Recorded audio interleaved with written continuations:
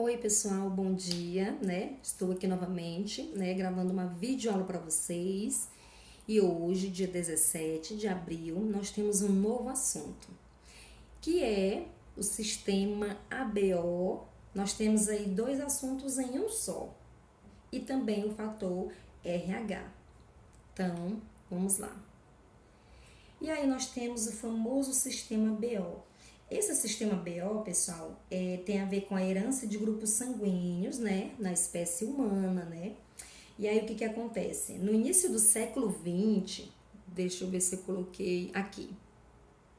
Mas deixa eu voltar. Então, no início do século XX, teve um médico austríaco, Karl Landsteiner. Ele conduziu um estudo sobre a incompatibilidade sanguínea em certas pessoas, porque o que a gente percebe, com certeza vocês já devem ter visto, situações de, às vezes, fulano está precisando de algum tipo sanguíneo, aí surge uma pessoa para doar, e às vezes aquele sangue que foi doado não é compatível com a pessoa que está precisando. Então é por isso que é necessário que seja o mesmo tipo sanguíneo.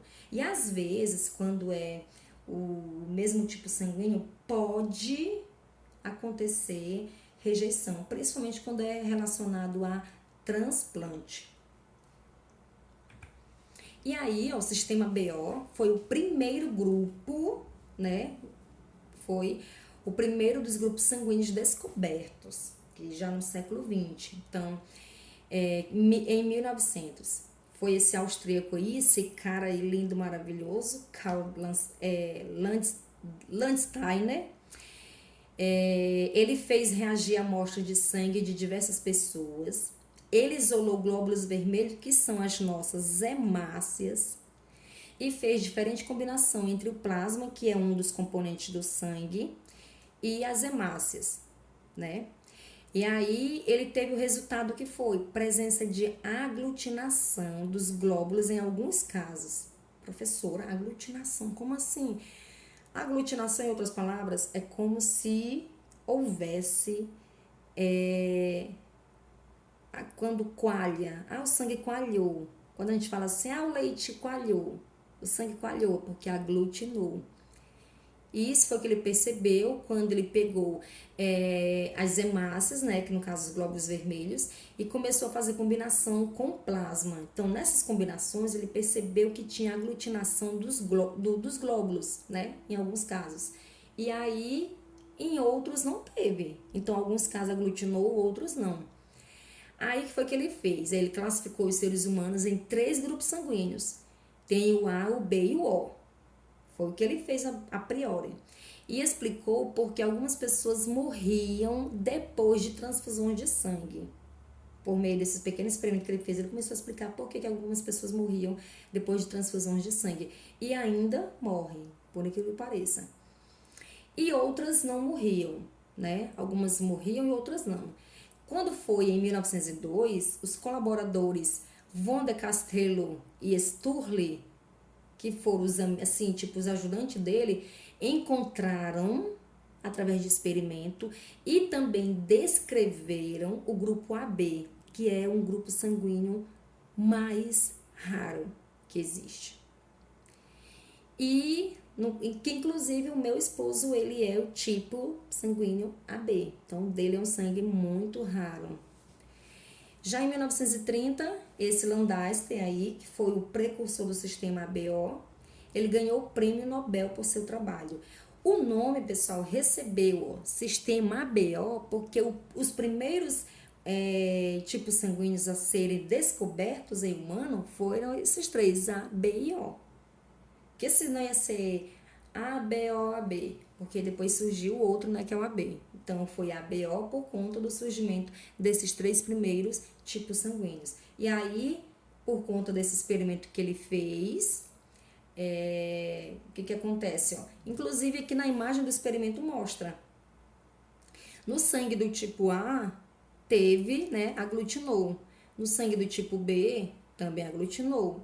No sangue do tipo AB, aglutinou. No tipo O, que é o meu tipo, não teve aglutinação. Por isso que ele percebia que tinha casos que teve aglutinação e teve outros que não. Aí ele ganhou esse prêmio, um prêmio Nobel, que é um prêmio assim de responsa, pessoal, assim, pense num prêmio assim que você deve respeitar. Quando alguém ganha um prêmio Nobel, e ele ganhou por conta desse experimento, por conta desses testes, por conta dessa descoberta. E aí, o que acontece? Ainda falando sobre Lancaster, ele concluiu, pessoal, que a incompatibilidade entre grupos sanguíneos do sistema BO era decorrente de uma reação entre substâncias presentes no plasma sanguíneo, que são chamadas aglutinina, né? E outras presentes nas hemácias, que são chamadas de aglutinogênios. Aí o sistema BO, ele é tipicamente um caso de alelos múltiplos. O mesmo não ocorre com o sistema RH, que a gente vai falar mais à frente. No sistema BO, tem 4 grupos sanguíneos. Antes eram só 3. Aí depois surgiu o AB, agora tem o grupo A, o grupo B, grupo AB e o grupo O.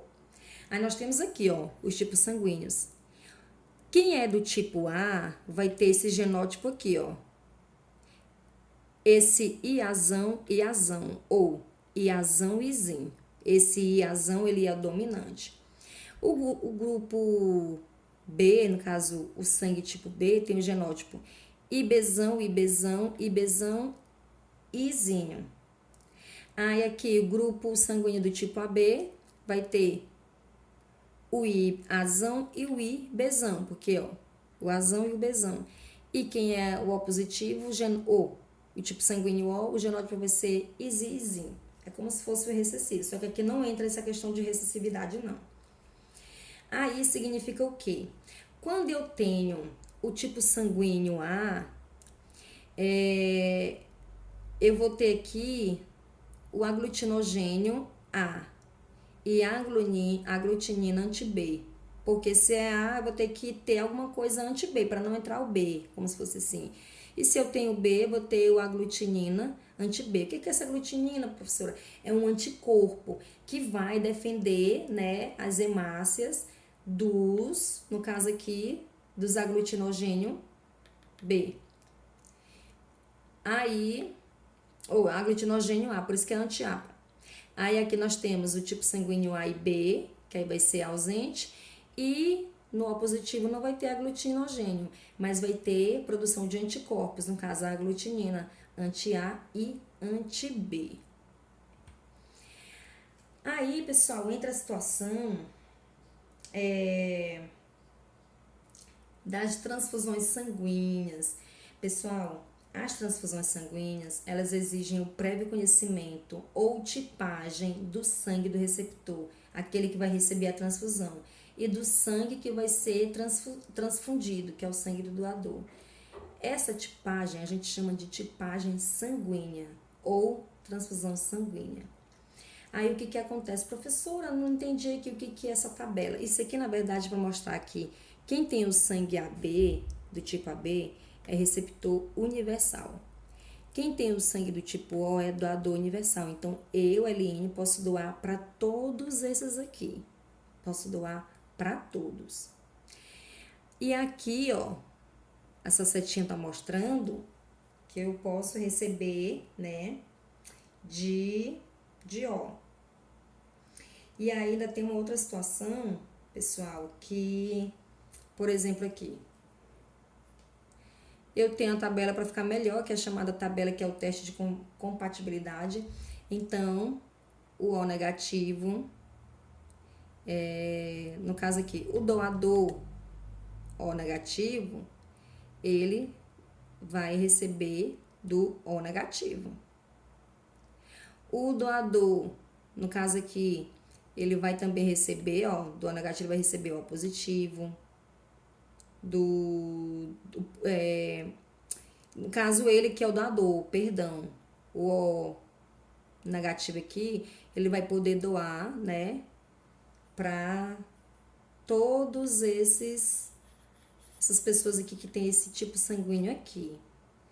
O O positivo, que é o meu caso, mesmo eu sendo doador universal, aí essa positividade aí já tem uma certa diferença. Porque eu, por exemplo, só vou poder doar para quem é O positivo, para quem é A positivo, para quem é B positivo, para quem é AB positivo. Então, como eu sou O positivo, mesmo sendo doador universal, eu posso doar para todos eles, pro A, pro O e pro AB, só que de forma, né, sangue positiva. E aqui eu tenho o A negativo. O A negativo eu só posso doar para quem tem o sangue A negativo, para quem tem o sangue A positivo, para quem tem o sangue AB negativo, para quem tem o sangue AB positivo. Por quê? Porque aqui tanto nesse AB eu vou ter o A presente. Então, por isso. Quem tem, no caso, se o meu sangue fosse B negativo, eu poderia doar para quem é B negativo, B positivo, AB negativo, AB positivo. Se eu tivesse o sangue B positivo, só poderia doar para 2 pessoas, para o B positivo e para o AB positivo. Para negativo já não posso. Já o AB negativo, vou poder doar para 2, para o AB positivo e para o AB negativo. E o AB positivo só posso doar para quem é AB positivo. É por isso que tem que saber essa. Não é que vocês precisam saber essa tabela aí, pessoal. Pode ficar tranquilo que não precisa saber essa tabela. Mas ter uma noção do teu tipo sanguíneo, para quem que você pode doar, de quem que você pode receber, por aí vai. Aí nós temos uma análise visual do tipo como se tivesse do experimento. Então, o que acontece? Aqui eu tenho 2 soros, que é o soro anti-A e o soro anti-B. E aí, aqui no sangue tipo A, quando eu coloquei o soro anti-A, aglutinou. O soro anti-B não aglutinou. Por isso que eu preciso do soro anti-B. Aqui no sangue tipo B, com o soro A, o anti-A não aglutinou, mas aqui já aglutinou. Então, eu preciso aqui do soro anti-A. No tipo AB, aglutinou nos 2, tanto o soro anti-A quanto o soro anti-B, que é o tipo aqui, ó, AB. E no tipo O positivo, né, que no caso aqui, o tipo O, né, o soro anti-A não aglutinou e o soro anti-B não aglutinou. Por quê, professora? Por conta disso aqui, pessoal, ó. Bem aqui, cadê? O tipo O, ele não tem a presença de aglutinogênio, por conta disso. E aqui uma curiosidade para vocês. Olha só, os índios, né, grande 100% dos índios brasileiros, eles têm o sangue tipo O. Outra coisa, depois, ó, vem os negros, que é o tipo O, depois os brancos e por último os chineses. Do tipo A, quem é a maioria que tem? São os brancos. Do tipo B, quem é a maioria que tem? Os chineses. E do tipo AB, qual a maioria que tem? Os chineses também. Então, esses são a maioria. E uma outra coisa também, de uma forma assim, falando mundialmente, a maioria das pessoas tem o sangue O positivo. É muito raro, pessoal, a gente ver os outros. Tipo, AB, principalmente esses aqui, ó. AB, ó, AB aqui, ó, negativo. Então, esses são mais raros.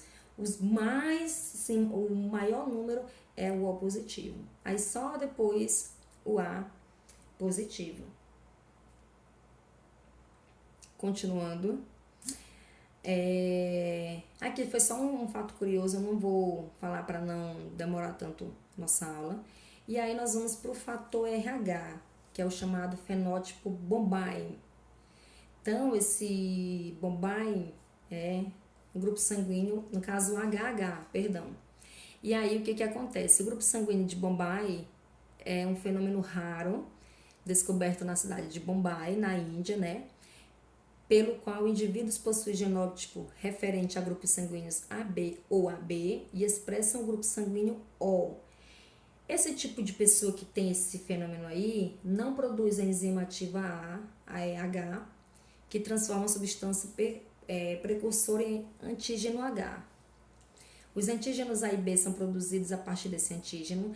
Desse modo, a ausência faz com que as pessoas não apresentem que o antígeno A, que é o antígeno B, nos glóbulos vermelhos. E aí a gente vai entrar agora no fator RH. Ele é chamado também, pessoal, de fator D. E aí, o que acontece nesse fator RH? A gente também chama de sistema RH. Então, em 1930, ainda aquele cara lá, o Landstein, né? Junto com a equipe dele, que no caso ali, quem entrou junto com ele foi o Weiner. Então, os dois descobriram o fator RH a partir do estudo do sangue do macaco.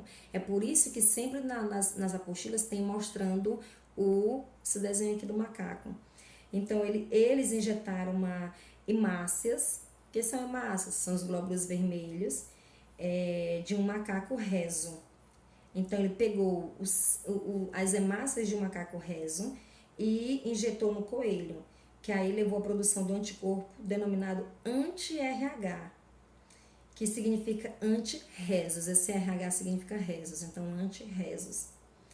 Quando eles testaram, né, o anti-RH em sangue humano, os pesquisadores notaram que esse sangue provocava, esse anti-RH provocava a aglutinação das hemácias, cerca de 85% das pessoas testadas. Professora, traduz, não entendi, foi nada. O que eu quero dizer é que nas hemácias dessas pessoas havia um antígeno semelhante igual dos macacos rezos, pessoal. Por isso que foi denominado fator RH. As pessoas que reagiram ao anti-RH foram chamadas de RH positivas ou RH+. Por outro lado, cerca de 15 pessoas, das pessoas testadas, não ocorreu aglutinação das hemácias. Então, a conclusão foi que elas não apresentavam o fator RH, por isso que elas foram chamadas de RH negativo. Então, se apresentava o RH, era pessoa do RH positivo. Se não apresentava, pessoa do RH negativo. Esse sistema de grupo sanguíneo, que tem dois fenótipos, que é o RH positivo e o RH negativo, que a gente chama de sistema RH, é para identificar o fenótipo da pessoa quanto ao RH. Aí a gente mistura, faz o quê? Deixa eu ver se tem aqui o exemplo. Tem não. A gente faz o quê? A gente mistura o sangue, né, de uma pessoa, de uma solução com anticorpos anti-RH. Se as hemácias que a gente misturar lá aglutinar, a pessoa é RH positiva. E se não aglutinar, a pessoa é RH negativa. E aí nós temos também o sistema MN. Professora, sistema MN, sim. Dois outros antígenos formam encontrados na superfície das hemácias humanas, sendo denominados M e N. Então, M e N são antígenos. Analisando o sangue de diversas pessoas, verificou que em algumas pessoas existia o antígeno M e outras somente o N. E várias pessoas possuíam os dois antígenos. Foi possível concluir, então, que existem 3 grupos nesse sistema. Tem o M, tem o N e o MN. Aqui, então, é um tipo de antígeno. Quem tem o tipo de antígeno M vai ter o anti-M e o anti-N. No caso aqui, vai ser positivo e o anti-N negativo. Quem tem o tipo N, no caso esse antígeno N, vai ser anti-M negativo e anti-N positivo. Quem tem MN, aí vai ser anti-M positivo e anti-N positivo. E aí nós temos também a eritroblastose fetal. Isso aí, pessoal, é uma incompatibilidade materno-fetal que tem no sistema RH. Então, a eritroblastose, quase não sei a palavra, olha só. A eritroblastose significa vermelho, né? No caso, germe vermelho. Então, é uma doença, pessoal, fetal. Ou seja, se é fetal, é porque vai atingir, né, o feto. É uma doença hemolítica por incompatibilidade RH ou doença hemolítica do recém-nascido. Então, acontece, pessoal, no recém-nascido. Como é que acontece ela, pessoal? É quando uma mãe que tem RH negativo já tem uma criança com RH positivo ou tenha tido contato com RH positivo numa transfusão de sangue e que não tenha respeitado as regras. Aí, ela dá à luz a uma criança de RH positivo. Depois do primeiro parto, da transfusão ocidental, o sangue da mãe entra em contato com o sangue do feto e cria anticorpos contra os antígenos presentes nas hemácias que têm o RH positivo. Já na segunda gravidez, esses anticorpos podem atravessar vão ficar lá um pouquinho, né? Pode atravessar a placenta e provocar a hemólise do sangue da segunda criança. Essa reação nem sempre ocorre e é menos provável se a criança tiver os antígenos A e B, no caso A ou B, e se a mãe não tiver eles. E aí, o que acontece? Em outras palavras, na primeira gravidez de uma mulher que é RH negativo, a criança gerada ela é RH positivo. Então, o nível de sensibilização é baixo, a quantidade de anticorpos na circulação da mãe não chega a afetar a criança. Aí, na hora do parto, quando rompe a placenta, né, as hemácias do bebê passam a ter a circulação da mãe, sensibilizando a mulher e acarretando consequência para ela, né, nas gestações que vão vir. Já na segunda gravidez, a criança gerada é RH positivo. Aí a mãe, que já foi sensibilizada, ela vai produzir, pessoal, anticorpos anti-RH, que vão atravessar a placenta e entrar na circulação do feto e vai destruir todas as hemácias, que são os glóbulos vermelhos. E vai ocorrer, né, processo que continua a ocorrer no recém-nascido. E aí o que acontece? Depois vocês vejam com calma, ó. E eu finalizo a nossa aula com dê sangue, pessoal, doe sangue, seja herói por uma vida. E meu obrigado. A nossa atividade é, na verdade, para vocês fazerem já a apostila toda, porque nós terminamos a nossa apostila de biologia. E na semana que vem vamos iniciar a nossa nova apostila, viu? Então, até a próxima.